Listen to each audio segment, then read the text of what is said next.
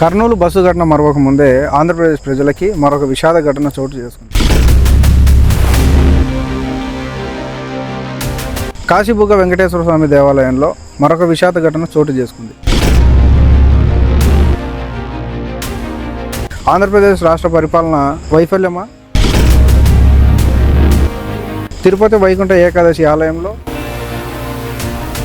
ఎవరి వలన ఇటువంటి సంఘటనలు చోటు చేసుకుంటున్నాయి? ఆంధ్రప్రదేశ్ ప్రభుత్వం ఇంత నిర్లక్ష్యంగా ఉందా?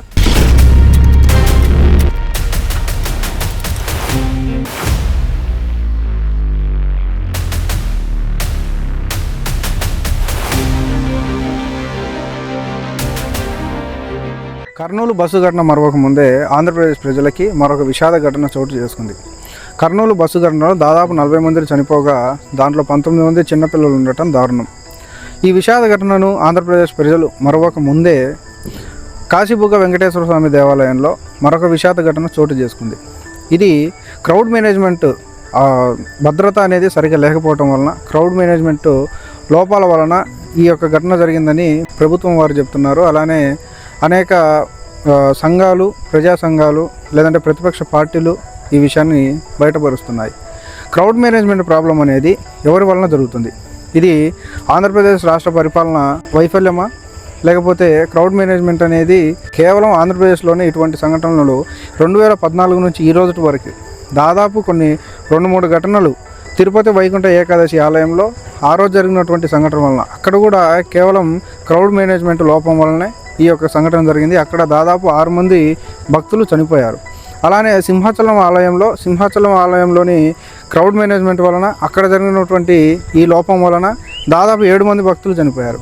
ఇటువంటి క్రౌడ్ మేనేజ్మెంట్ లోపం అనేది ఎందుకు జరుగుతుంది? దీనికి వైఫల్యం ఎవరు బాధ్యత? ఎవరి వలన ఇటువంటి సంఘటనలు చోటు చేసుకుంటున్నాయి? ఆంధ్రప్రదేశ్ ప్రభుత్వం ఇంత నిర్లక్ష్యంగా ఉందా? క్రౌడ్ మేనేజ్మెంట్ అనేది ఎవరి బాధ్యత? ఆంధ్రప్రదేశ్ ప్రభుత్వం సమాధానం చెప్పాల్సిన బాధ్యత ఉంది కదా. గత వైసీపీ ప్రభుత్వంలో 5 ఏళ్లకు గాను ఎంతమంది చనిపోయారనే లిస్టు చూస్తే చాలా తక్కువ. అది క్రౌడ్ మేనేజ్మెంట్ వలన జరిగింది అంటే అసలు ఆలయాలలో చాలా తక్కువగా కనిపిస్తుంది. కానీ ఈ 18 నెలల కాలంలో 3 సంఘటనలు, ఒకచోట 9 మంది, ఒకచోట 6 మంది, ఒకచోట 7 మంది, దాదాపు 22 మంది భక్తులు కేవలం 18 నెలల్లో. అది ప్రభుత్వ నిర్లక్ష్యం వలన ఇటువంటి సంఘటనలు జరగటం అనేది ప్రభుత్వానికి సిగ్గుచేటు. దీనికి సమాధానం ఎవరు చెప్పాలి?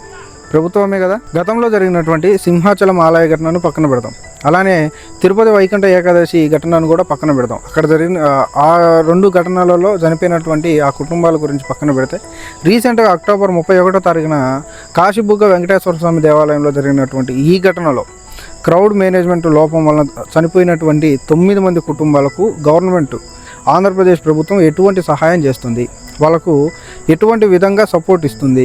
అంటే సుగాలి ప్రీతి పాప కేసులో వాళ్ళకు కొంత ఆర్థికంగా డబ్బు ఇచ్చి, స్థలం ఇచ్చి, ఉద్యోగం ఇచ్చి, దాన్ని కూడా ఎత్తి చూపిన విధంగా ఈ 9 మందికి ప్రవర్తించకుండా ఎట్లా కాదన్నా కూడా ఇప్పుడు అపోజిషన్ అనేది స్పందిస్తుంది. అపోజిషన్ ప్రభుత్వాన్ని క్వశ్చన్ చేస్తుంది, పాయింట్అవుట్ చేస్తుంది. కాబట్టి దాని నుంచి బయటపడడానికి ఈ క్రౌడ్ మేనేజ్మెంట్ లోపాన్ని కూడా సరిదిద్దుకుంటూ ప్రభుత్వం మీద నిందపడకూడదని నీచమైన రాజకీయం అనేది చేయకుండా తప్పకుండా 9 మంది భక్తుల కుటుంబాలకు మీరు సమాధానం చెప్పేవారిగా ఉండాలి.